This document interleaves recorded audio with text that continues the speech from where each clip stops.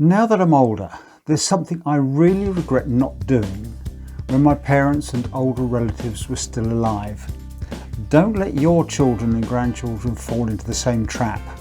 Welcome to Grey Matters.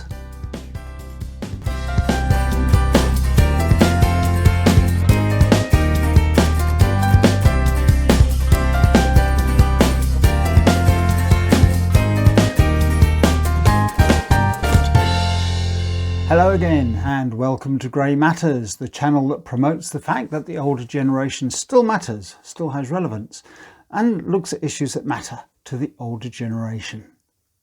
Please like and subscribe and share. It does help the channel to grow and we do appreciate it, and we appreciate the time you spend looking at our videos. So you can help a little bit more just by pressing that like button and subscribing. Thank you very much. Now, a couple of years ago, I started tracing my family tree, but it quickly became apparent that I had more unanswered questions than I did answers I knew. Where was my paternal grandfather born? What did he do for a living? What does his father do? Where was he born? What was that great aunt's maiden name? And why am I getting results from Cornwall and Devon and Ireland? I didn't know I had any connections with there. Now, my parents are no longer with us, and it's become very apparent that I've wasted years not talking to them about our family history. I never knew my grandfathers. They died before I was born, and my grandmothers died when I was still quite young. But where are they all buried? I've got no idea. I've got a couple of older cousins who can probably fill in some of the blanks, but it's quite apparent that I should have probed my parents a lot more about their families and their past. It's not just about ancient family history though, it's about you as parents and grandparents. If you don't share stories about your life, your work, places you've been, funny stories, the crises you've survived, both family crises and national or international crises, you are going to leave a huge hole for future generations to try and fill. And trust me, there will come a time when someone will say, I wish I'd asked my parents or my grandparents about that before they died. Now, my mother's side of the family always enjoyed a good natter. And my aunts would regale us with stories of things that they got up to and what their brothers or sisters may have got up to, stories about what happened in the war. And some of it must have stuck in some dark recess of my brain, because as I explored my genealogical past, some of these facts and figures must have materialised, because I managed to get back to 1680.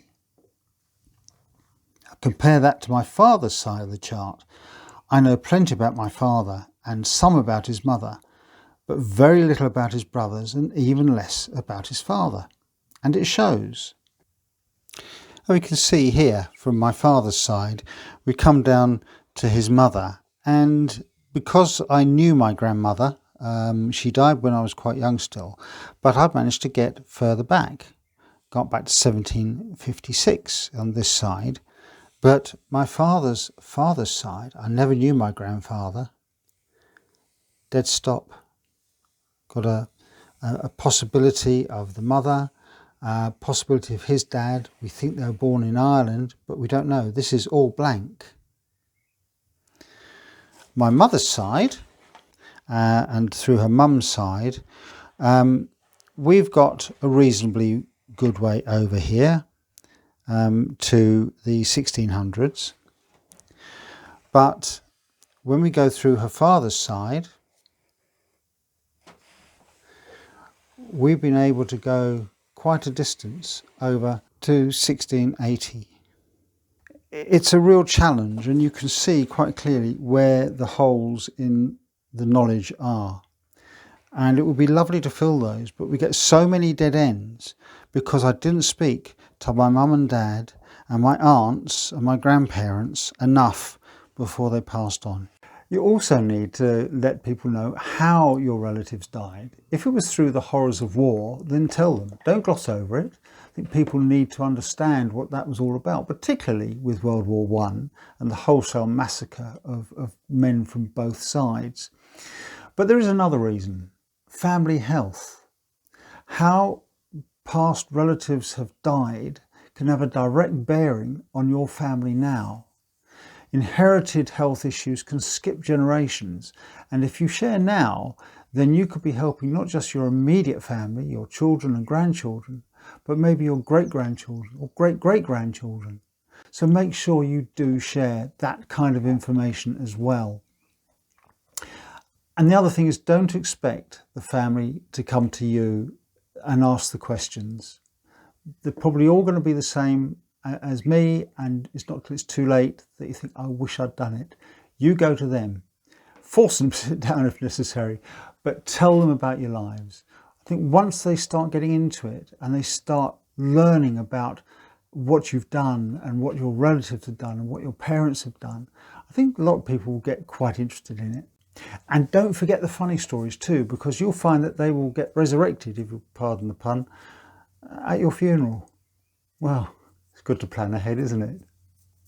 Okay, thank you for joining us on this edition of Grey Matters. We've got a trip to Alaska to regale you with very soon, and some more interviews. I hope if you've been enjoying the content recently, don't forget to like and subscribe and share, please. Give it a thumbs up. As I've said before, Google do enjoy thumbs ups because it helps the rankings of YouTube creators. In the meantime, thank you for joining us, and I'll see you next time on Grey Matters. Bye for now.